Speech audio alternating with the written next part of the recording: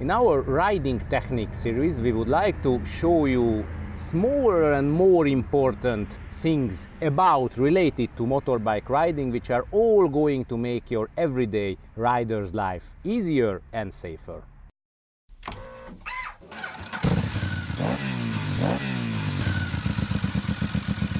Our rider technique series is going to start into a new way now, parallel with the paved road riding tips, because we would like to give some help to those riders who have something like a big touring enduro, and so far they were riding mostly or only on paved roads, but now they would like to go to the unpaved roads, light off-roading, find extremely nice places which you can find only on a way like this.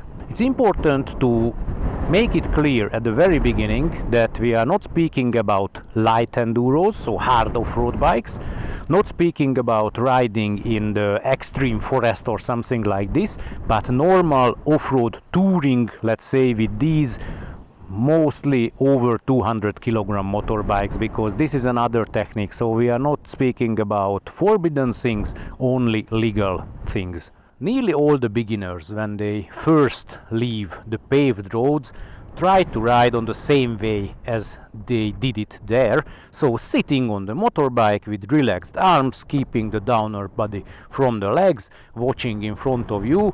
But the big problem with this, when we are sitting on a big enduro and riding off-road, is that all of our body weight have to be moved out with the suspension of the motorbike, so we give a lot more job to the suspension.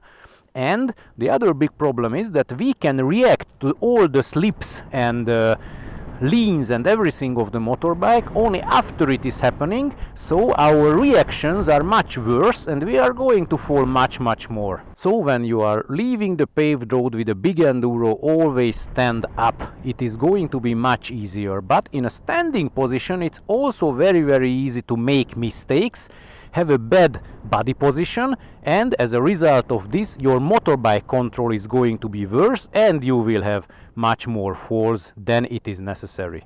Many riders make that mistake that when they first stand up on the motorbike, then their legs are straight. If our legs are straight, then first of all we cannot move out our bodies moving, so at the end we are going to push the suspension on the same way as sitting. The other big problem is that if I staying like this, I necessarily will put a lot of body weight and power on the handlebar, which means that if the first wheel is slipping from any reason, and it's happening all the time while riding off-road, I'm going to push it to one of the sides all the times, and I will have much more accidents than necessary.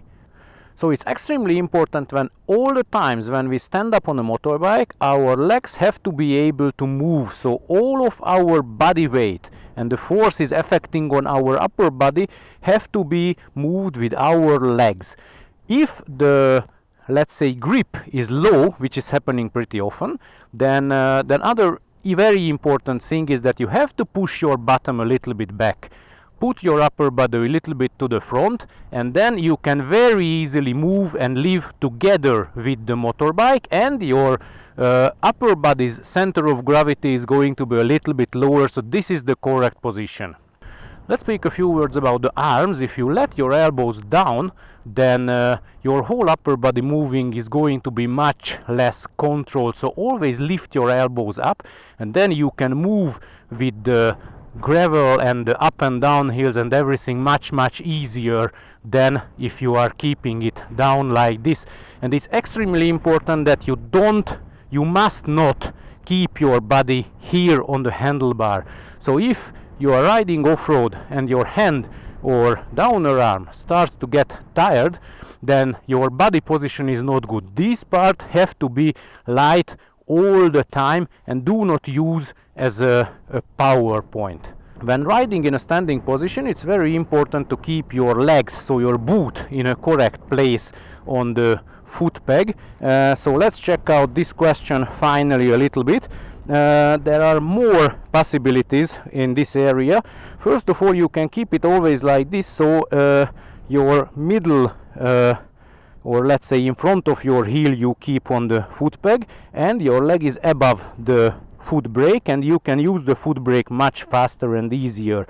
But it's very important not to push it if you do not want it. Another school is that if you put it a little bit backwards, for example, personally I feel the motorbike much better like this. It needs some time to get into the front and push the rear brake. What is very, very important not to make that mistake, that I put my leg opened out like this, because if we are riding, let's say, beside any kind of bushes or anything, they can easily pull our leg down from the footrest. And one thing what you always again have to be clear about, that if you ride this position, which is, as I already mentioned, better for me, then this is much more work for your calves. So for longer journeys, maybe this position is going to be better for you. If you liked our video, please push a thumb up, subscribe for our channel and watch our previous reviews and films as well. And if you donate our work, you will find under the video its link. Then we send you all of our videos before their publicity, so you can watch them earlier. Thank you very much.